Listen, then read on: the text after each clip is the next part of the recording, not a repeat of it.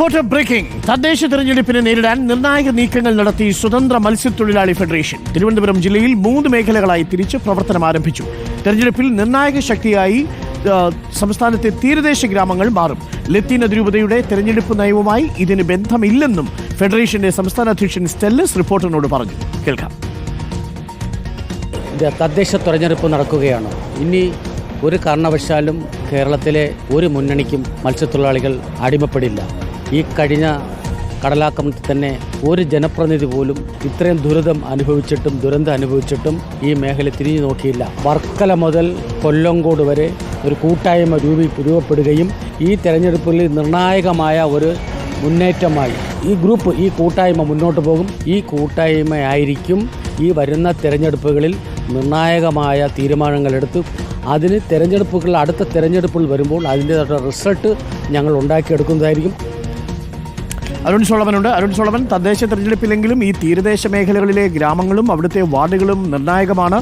മത്സ്യത്തൊഴിലാളി ഫെഡറേഷൻ തദ്ദേശ തെരഞ്ഞെടുപ്പ് ലക്ഷ്യമിട്ടാണോ ഈ നീക്കം?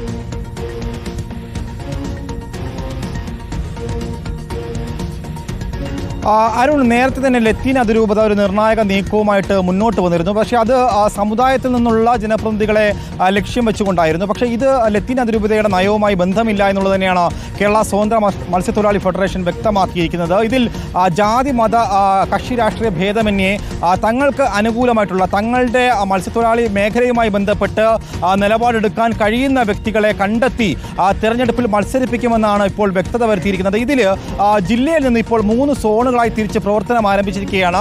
അതിൽ വർക്കല മുതൽ തെക്കൻ തീരമായിട്ടുള്ള കൊല്ലങ്കോട് തീരം വരെയായിട്ട് 3 സോണുകളായി തിരിച്ചിരിക്കുന്നു. അതായത് സെന്റ് ആൻഡ്രൂസ് തീരം മുതൽ വർക്കല വരെ 1ാമത്തെ സോണും, 2ാമത്തെ തുമ്പ മുതൽ പൂന്തറ വരെ, 3ാമത്തെ സോൺ വിഴിഞ്ഞം മുതൽ കൊല്ലങ്കോട് വരെ, ഇങ്ങനെ 3 സോണുകളായിട്ടാണ് നിലവിൽ തിരുവനന്തപുരം ജില്ലയിൽ പ്രവർത്തനം ആരംഭിച്ചത്. അതായത് സർക്കാരും പ്രതിപക്ഷവും BJP അടക്കമുള്ള കക്ഷി രാഷ്ട്രീയക്കാർ തങ്ങളെ തിരിഞ്ഞു നോക്കിയിട്ടില്ല എന്നുള്ള വ്യാപകമായിട്ടുള്ള ഒരു ആരോപണമാണ് നിലവിൽ ഉയർത്തിയിരിക്കുന്നത്. കഴിഞ്ഞ 9 വർഷമായിട്ട് മത്സ്യമേഖലയും അതുപോലെ തന്നെ തീരപ്രദേശങ്ങളും ഒരു വലിയ വറുതിയുടെ കാലത്തിലൂടെ കടന്നു പോകുന്നു.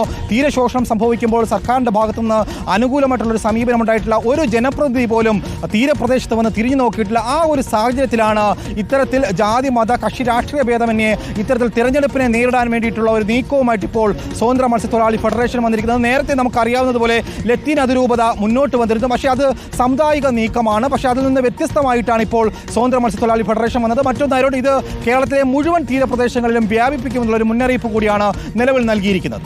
Okay, thank you. അരുൺ സോളമനാണ് വിവരങ്ങൾ നൽകിയത്.